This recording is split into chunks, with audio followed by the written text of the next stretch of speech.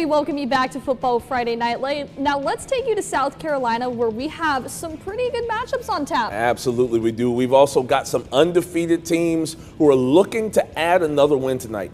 Let's go to Midland Valley taking on the Gray Collegiate. Mustangs looking to stay unbeaten, hosting the War Eagles.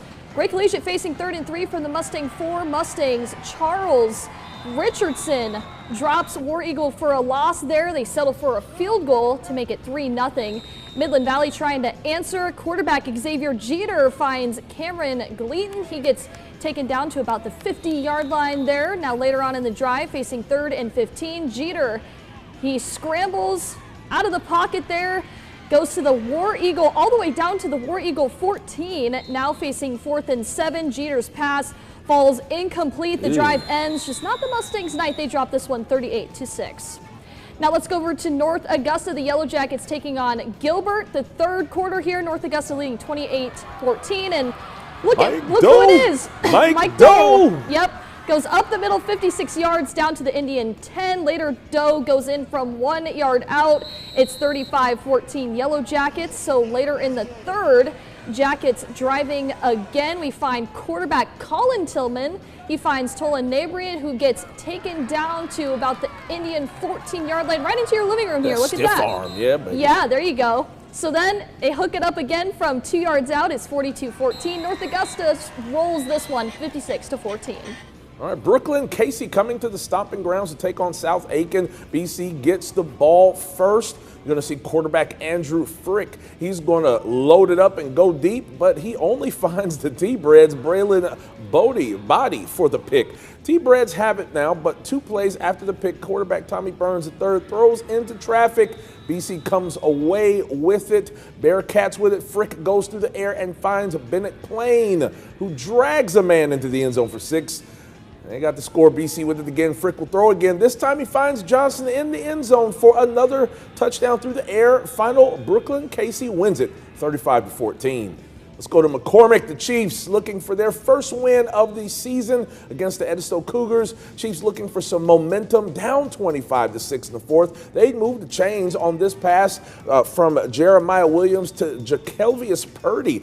But disaster would strike on the very next plays. The pass from Williams is picked off. We had a lot of interceptions last week. We did. Got another one this week. Taken all the way, pick 6. Cougars would not convert the 2-point conversion, so it will be 31-6. McCormick would go for it on 4th down on their next drive, but they would not be able to convert. Chiefs lose it 31-6 tonight. Well, now in 2A region play, the Saluda Tigers off to a 3-0 start. Saluda giving up roughly 6 points per game defensively, taking on a winless Southside Christian team. The Tigers take the field here. Love the purple. Love that. Southside Royalty. Christian with the ball in the red zone first quarter. Running back hands it off to number 1, DJ Lee, stopped short. So then another try here. Jack Criswell keeps it himself, breaks free, gets into the end zone for the first score of the game.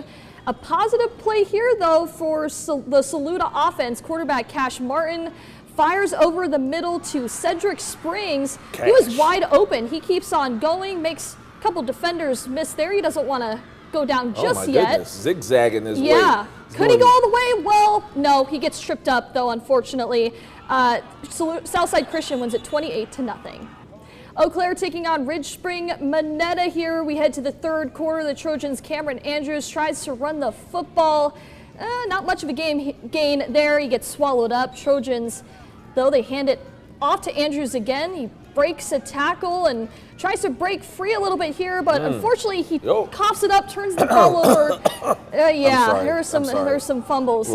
Shamrocks pounce on that ball there. A defensive kind of low-scoring battle tonight. Eau Claire wins it 12-7. All right, the Bamberg-Ehrhardt Red Raiders also undefeated, coming off 48-0 shutout win over at Calhoun County. They're taking on a 3-0 Woodland squad tonight, and we arrive in the second quarter.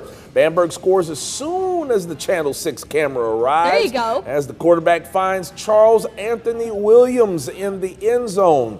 PAT and that pretty ball wide open. PAT good, 21-7 Bamberg at halftime. Third quarter on Bamberg's first drive of the second half. Rocky quarterback finds Rocky Walker for a 65-yard touchdown pass. He catches the ball. He does the rest of the work. PAT good, 28-7. Bamberg, they go on to roll tonight, 48-7. Very wide open there, my Yeah, gosh. he was. The Barnwell Warhouses taking on Swansea, Warhorses, I'm sorry, taking on Swansea in the first quarters. Quarterback Monte DeBose takes the ball near 50-yard line. A couple of plays later, it's DeBose again, this time going 50 yards for the touchdown.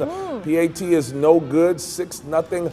Barnwell leads it, but Swansea, though, they win it 30-12. Now Blackville-Hilda taking on Denmark Olar tonight. Not a pretty game here for the Vikings. In the fourth quarter, it was a running clock, so Blackville-Hilda would go on to win this one 43-0. Well, how about some other South Carolina final scores? Batesburg-Leesville 56-7 over Calhoun County. Strom-Thurmond 35-13 over Emerald. Columbia 27-12 over Wagner-Sally. Richard Wynn Academy 35-34 over Wardlaw Academy.